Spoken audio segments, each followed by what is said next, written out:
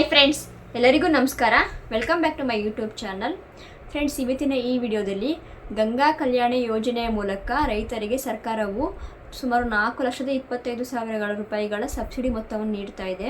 ಇನ್ನು ಯಾವೆಲ್ಲ ರೈತರು ಈ ಯೋಜನೆಗೆ ಅರ್ಜಿ ಸಲ್ಲಿಸಬಹುದು, ಎಲ್ಲಿ ಅರ್ಜಿ ಸಲ್ಲಿಸಬಹುದು, ಬೇಕಾದ ದಾಖಲೆಗಳನ್ನು ಮುಂತಾದವುಗಳ ಬಗ್ಗೆ ಸಂಕ್ಷಿಪ್ತ ಮಾಹಿತಿಯನ್ನು ಈ ವಿಡಿಯೋದಲ್ಲಿ ನಾನು ನಿಮಗೆ ತಿಳಿಸ್ಕೊಡ್ತೀನಿ. ಇದಕ್ಕೂ ಮುಂಚೆ ನೀವು ಇನ್ನೂ ನನ್ನ ಚಾನಲ್ಗೆ ಸಬ್ಸ್ಕ್ರೈಬ್ ಆಗಿಲ್ಲ ಅಂದರೆ ಪ್ಲೀಸ್ ಸಬ್ಸ್ಕ್ರೈಬ್ ಆಗಿ. ಬನ್ನಿ ವಿಡಿಯೋ ಸ್ಟಾರ್ಟ್ ಮಾಡೋಣ. ನಮ್ಮ ರಾಜ್ಯ ಸರ್ಕಾರ ವಿವಿಧ ನಿಗಮಗಳ ಅಡಿಯಲ್ಲಿ ಗಂಗಾ ಕಲ್ಯಾಣ ಯೋಜನೆಯ ಮೂಲಕ ರಾಜ್ಯದ ರೈತರಿಗೆ ಬೋರ್ವೆಲ್ ಕೊರೆಸುವುದಕ್ಕೆ ಹಾಗೂ ನೀರಾವರಿ ಸೌಲಭ್ಯವನ್ನು ಒದಗಿಸುವ ಉದ್ದೇಶದಿಂದ ಗಂಗಾ ಕಲ್ಯಾಣ ಯೋಜನೆಯ ಮೂಲಕ ಸಬ್ಸಿಡಿ ಮೊತ್ತಕ್ಕಾಗಿ ಅರ್ಜಿಯನ್ನು ಆಹ್ವಾನಿಸಿದೆ. ಇನ್ನು ಈ ಗಂಗಾ ಕಲ್ಯಾಣ ಯೋಜನೆಯಡಿ ಸುಮಾರು 4,25,000 ರೂಪಾಯಿಗಳ ಸಬ್ಸಿಡಿ ಮೊತ್ತವನ್ನು ರೈತರಿಗೆ ಸರ್ಕಾರ ನೀಡ್ತಾ ಇದೆ. ಇನ್ನು ಈ ಮೊತ್ತ ಡಿಸ್ಟಿಕ್ ವೈಸ್ ನಿಮಗೆ ಚೇಂಜ್ ಇರುತ್ತೆ. ನೀವೇನಾದರೂ ಬೆಂಗಳೂರು ಗ್ರಾಮಾಂತರ, ಕೋಲಾರ, ತುಮಕೂರು, ಚಿಕ್ಕಬಳ್ಳಾಪುರ, ರಾಮನಗರ ಈ ಜಿಲ್ಲೆಗಳಿಗೆ ಸೇರಿದ ರೈತರಾಗಿದ್ದರೆ ನಿಮಗೆ ಸರ್ಕಾರದಿಂದ ಸಿಗುವ ಮೊತ್ತ ಎಂದರೆ ನಿಮಗೆ ಸುಮಾರು 4,75,000 ಆಗಿರುತ್ತದೆ. ಈ 4,75,000 ರೂಪಾಯಿಗಳಲ್ಲಿ ನೀವು ಪಾವತಿಸಬೇಕಾಗಿರೋದು ಮಾತ್ರ ಕೇವಲ 50,000 ರೂಪಾಯಿಗಳು. ಇನ್ನು ಉಳಿದ 4,25,000 ರೂಪಾಯಿಗಳು ನಿಮಗೆ ಸಬ್ಸಿಡಿ ಮೊತ್ತವಾಗಿರುತ್ತದೆ. ಇನ್ನು 50,000 ರೂಪಾಯಿ ಅಂತ ಹೇಳಿದ್ನಲ್ಲ, ಇದನ್ನು ಸರ್ಕಾರ ನಿಮಗೆ ಸಾಲದ ರೂಪದಲ್ಲಿ ನೀಡ್ತಾ ಇದೆ. ಈ ಸಾಲವನ್ನು ಸುಮಾರು 4% ಬಡ್ಡಿ ದರದಲ್ಲಿ ನಿಮಗೆ ನೀಡುತ್ತೆ. ಸೊ ನಿಮಗೆ 4,25,000 ನಿಮಗೆ ಸಬ್ಸಿಡಿ ಅಮೌಂಟ್ ಸಿಗುತ್ತೆ ಈ ಡಿಸ್ಟಿಕ್ ರೈತರು ನೀವು ಅರ್ಜಿ ಸಲ್ಲಿಸಿದರೆ. ಇನ್ನು ಉಳಿದ 25 ಜಿಲ್ಲೆಗಳಿಗೆ ಸರ್ಕಾರದಿಂದ ಸಿಗುವ ಸಬ್ಸಿಡಿ ಮೊತ್ತ ಬೇರೆ ಆಗಿರುತ್ತೆ. ಉಳಿದ ಜಿಲ್ಲೆಗಳಿಗೆ ಸರ್ಕಾರದ ಕಡೆಯಿಂದ ಸುಮಾರು 3,70,000 ರೂಪಾಯಿಗಳ ಮೊತ್ತವನ್ನು ನೀಡಲಾಗುತ್ತದೆ ಈ ಯೋಜನೆಗೆ ಅರ್ಜಿ ಸಲ್ಲಿಸಿದ ರೈತರಿಗೆ. ಅದರಲ್ಲಿ 3,50,000 ರೂಪಾಯಿಗಳು 3,25,000 ರೂಪಾಯಿಗಳು ಈ ರೈತರಿಗೆ ಒಂದು ಸಬ್ಸಿಡಿ ಮೊತ್ತವಾಗಿರುತ್ತೆ. ಅವರಿಗೆ ಈ ಮೊತ್ತವನ್ನು ಸರ್ಕಾರಕ್ಕೆ ಮತ್ತೆ ಹಿಂತಿರುಗಿಸಿ ಕಟ್ಟಾಗಿರಲ್ಲ. ಇನ್ನುಳಿದ 50,000 ರೂಪಾಯಿಗಳನ್ನು ಸರ್ಕಾರ ಇವರಿಗೆ ಸಾಲದ ರೂಪದಲ್ಲಿ ನೀಡ್ತಾ ಇದೆ. ಅದನ್ನು ಸುಮಾರು 4% ಬಡ್ಡಿಯಂತೆ ಸರ್ಕಾರ ಈ ರೈತರಿಗೆ ನೀಡ್ತಾ ಇದೆ.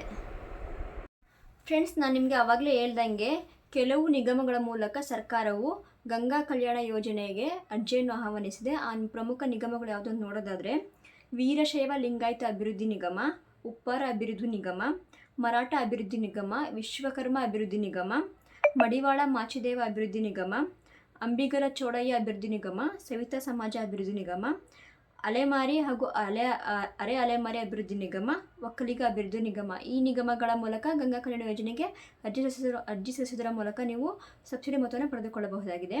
ಇನ್ನು ಇದಕ್ಕೆ ಬೇಕಾದ ಅರ್ಹತೆಗಳು, ಗಂಗಾ ಕಲ್ಯಾಣ ಯೋಜನೆಗೆ ಅರ್ಜಿ ಸಲ್ಲಿಸಬೇಕಾದ ಅರ್ಹತೆಗಳು ನೋಡೋದಾದರೆ ಅರ್ಜಿದಾರರ ಕುಟುಂಬದ ವಾರ್ಷಿಕ ಆದಾಯ 98,000ಕ್ಕಿಂತ ಅಧಿಕ ಇರಬಾರ್ದು. ಎರಡನೇದಾಗಿ ಅರ್ಜಿದಾರರು 18 ವರ್ಷಕ್ಕಿಂತ ಮೇಲ್ಪಟ್ಟವರಾಗಿರಬೇಕು.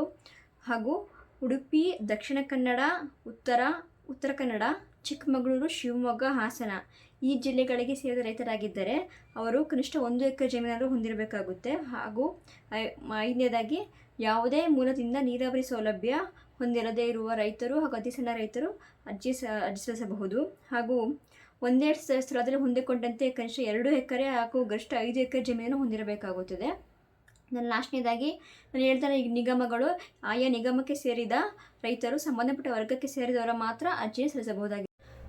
ಗಂಗಾ ಕಲ್ಯಾಣ ಯೋಜನೆಗೆ ಯಾವ್ಯಾವ ವರ್ಗದವರು ಅರ್ಜಿ ಸಲ್ಲಿಸಬಹುದು ಎಂಬುದನ್ನು ನೋಡೋದಾದರೆ ಪ್ರವರ್ಗ 1, 2A, 3A ಹಾಗೂ 3B ಈ ವರ್ಗಗಳಿಗೆ ಸೇರಿದ ರೈತರು ಇದಕ್ಕೆ ಅರ್ಜಿಯನ್ನು ಸಲ್ಲಿಸ. ಗಂಗಾ ಕಲ್ಯಾಣ ಯೋಜನೆಗೆ ಅರ್ಜಿ ಸಲ್ಲಿಸಲು ಬೇಕಾದ ದಾಖಲಾತಿಗಳು ನೋಡೋದಾದರೆ ಮೊದಲನೇದಾಗಿ ಜಾತಿ ಹಾಗೂ ಆದಾಯ ಪ್ರಮಾಣ ಪತ್ರ, ಅರ್ಜಿದಾರರ Aadhaar card, bank account book, ಜಮೀನಿನ ಪಹಣಿ ಹಾಗೂ ಪಾಸ್ಪೋರ್ಟ್ ಅಳತೆಯ ಭಾವಚಿತ್ರ, ನೀವೇನಾದರೂ ಸಣ್ಣ ಅಥವಾ ಅತಿ ಸಣ್ಣ ರೈತರಾಗಿದ್ದರೆ ಅದರ ಪ್ರಮಾಣ ಪತ್ರ, ಕುಟುಂಬದ ಪಡಿತರ ಚೀಟಿ ಅಂದರೆ ರೇಷನ್ ಕಾರ್ಡ್ ಹಾಗೂ ನಿಮ್ಮ ಆಧಾರ್ ಕಾರ್ಡ್ಗೆ ಲಿಂಕ್ ಆಗಿರೋ ಮೊಬೈಲ್ ನಂಬರ್, ಇಷ್ಟು ದಾಖಲಾತಿಗಳು ಬೇಕಾಗುತ್ತೆ.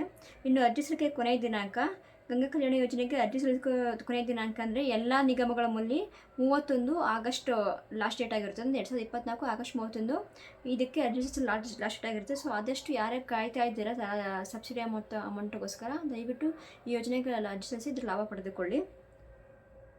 Thank you guys for watching.